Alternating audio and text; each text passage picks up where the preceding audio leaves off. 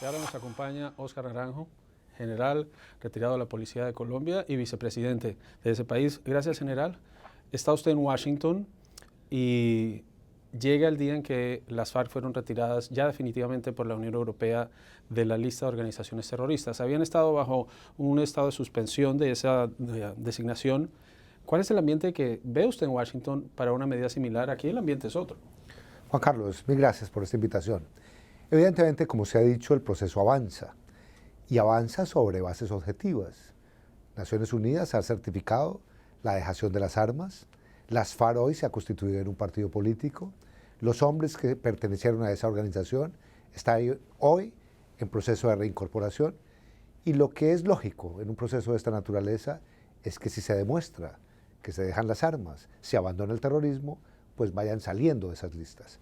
Nosotros tenemos confianza que serán los hechos, no las palabras, las que lleve a Estados Unidos a tomar su decisión que es autónoma, decisión que tiene que producirse, repito, seguramente basada en evidencia.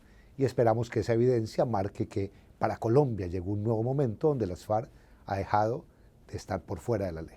Pero ese sería un pedido del gobierno de Colombia, un interés para que avance el proceso, el que Estados Unidos retire a las FARC de la lista de organizaciones terroristas y que se den otros pasos, como por ejemplo la devolución a Colombia de combatientes como Ricardo Palmera.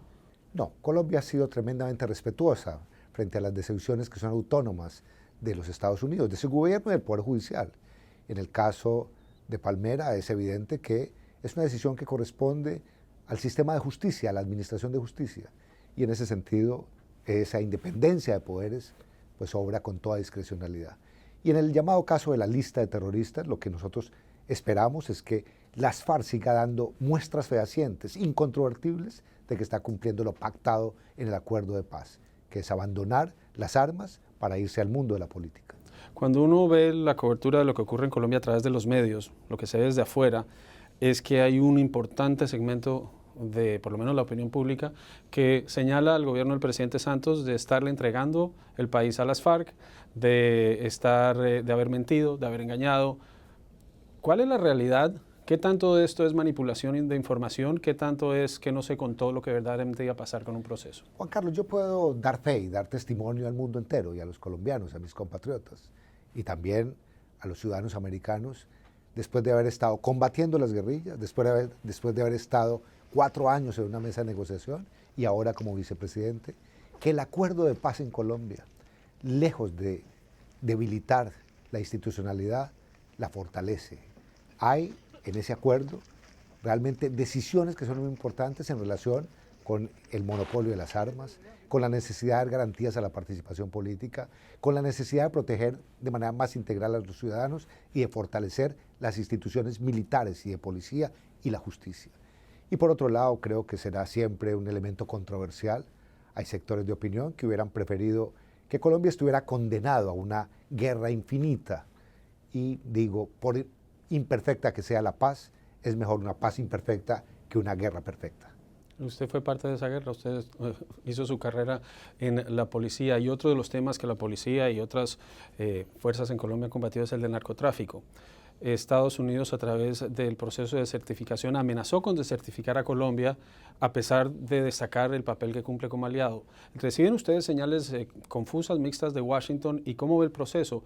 Anunciaba el presidente Santos hace poco un golpe muy duro contra organizaciones delictivas en Colombia, pero el fiscal decía que hay que volver a la erradicación aérea. Entonces, ¿hacia dónde va la lucha contra el narcotráfico y qué tanto pesan en esa estrategia las exigencias que hace el gobierno del presidente Trump? Bueno, varias precisiones. Es verdad que hubo una manifestación del gobierno americano diciendo que Colombia estuvo a punto de ser desertificada. Pero ¿qué es lo importante con posterioridad a esa declaración? Que ha habido por lo menos 2 notas escritas y manifestaciones del presidente Trump diciendo que acompaña el esfuerzo colombiano en la lucha contra las drogas y que acompaña el esfuerzo colombiano en la implementación de la paz. Y por otro lado, lo que estamos diciendo y hace parte central de nuestra visita a Washington ahora, donde tendremos oportunidad de hablar con las agencias, con el gobierno, con distintos sectores en esta ciudad, es que la medición alrededor del éxito o fracaso en la lucha contra las drogas no se puede medir solamente a partir del prisma de los cultivos ilícitos. La verdad, hoy Colombia es el país que de manera más exitosa ha hecho los sacrificios y presenta los resultados más contundentes para disminuir la oferta de cocaína en las calles del mundo. Y por esa razón lo que estimamos es que no se puede desconocer una historia de éxito, una historia en todo caso imperfecta, donde todavía faltan cosas por hacer y donde el tema de los cultivos por primera vez en 30 años vamos a solucionar de una manera diferencial. No solamente erradicando y esperando la tragedia de la resiembra, sino ya erradicando para sustituir por cultivos lícitos realmente la economía de miles de familias campesinas que durante años, como resultado de la confrontación con las FARC, no tenían otra alternativa de vida. El gobierno de Estados Unidos insiste en que el problema de las drogas viene de afuera.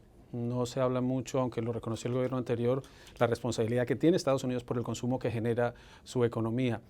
Ese es un mensaje que usted trae y vuelve Colombia, como pide Estados Unidos, a la aspersión aérea para reducir los cultivos. Juan Carlos, francamente yo creo que es estéril tener un debate sobre oferta y consumo.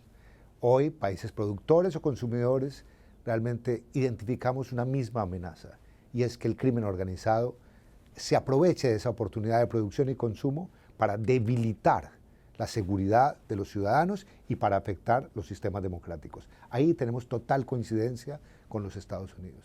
Y por otra parte, lo que estimamos nosotros hoy es que los esfuerzos de interdicción tienen que aumentarse con cooperación internacional, y por eso estamos diciendo, por ejemplo, ahora que Colombia vería con muy buenos ojos la constitución de una fuerza de tarea Estados Unidos, México y Colombia en el Pacífico para contener las rutas de acceso a esa cocaína a el norte del continente. Decía el presidente Santos en una reciente entrevista que lo que más le preocupa, que lo trasnocha, es el tema de Venezuela. ¿Es un tema del que va a hablar usted esta semana aquí en Washington y han visto algún tipo de cambio en la situación que vive en la frontera con ese país? Bueno, desde luego hace parte muy importante de la agenda colombiana en materia de política exterior, porque Colombia entiende bien que es deseable, lo saludable para Colombia y para el mundo es que haya una salida democrática, no traumática con Venezuela, porque al final no solamente sufrirían los venezolanos, sino que Colombia recibiría un alto impacto en relación con una especie de oleada migratoria si hay una salida traumática en Venezuela. Y por eso los esfuerzos de Colombia que van en distintas vías. Primero promoviendo diálogos regionales, promoviendo el diálogo entre el oficialismo y la oposición, pero también acompañando medidas que tienen que ver con sanciones a Venezuela en materia económica. Y también la directriz del presidente, de nuestra canciller, es no participar de la idea de una intervención militar sobre Venezuela. ¿Qué le dice usted para terminar, general, a los colombianos que están, por supuesto, en el país, pero a quienes viven por fuera ante los temores que hay, ante la incertidumbre que hay, ante quienes dicen que a las FARC les van a regalar curules en el Congreso, que les están comprando aviones? Hay hasta una campaña de quien se niega a pagar los impuestos de venta porque dicen que eso va para la guerrilla. ¿Qué les dice usted que combatió a las FARC, que estuvo en ese proceso y que decidió acompañarlo? Sobre hechos objetivos les diría a mis compatriotas que están aquí, en Estados Unidos y en Washington, que estamos viviendo la mejor etapa en relación con la violencia después de 42 años. Tenemos la tasa más baja de homicidios de los últimos 42 años. Que tenemos la tasa más baja y el número de secuestros más bajo en la historia, en su mínimo histórico, en los últimos 30 años desde que hay estadísticas. Que tenemos un territorio en Colombia donde se libró esta confrontación, este conflicto con las FARC, que está abierto para que lo transformemos y hay allí muchas oportunidades. Y por otro lado, transmito la seguridad de que es dentro del Estado de Derecho que se ha cumplido este proceso, al punto de que buena parte de las decisiones del acuerdo están hoy en manos de la Corte Constitucional, determinando la última palabra en el marco del respeto por nuestra Constitución. General Óscar Naranjo, vicepresidente de Colombia, gracias por estar en CNN en español. Gracias, Juan Carlos, muy amable.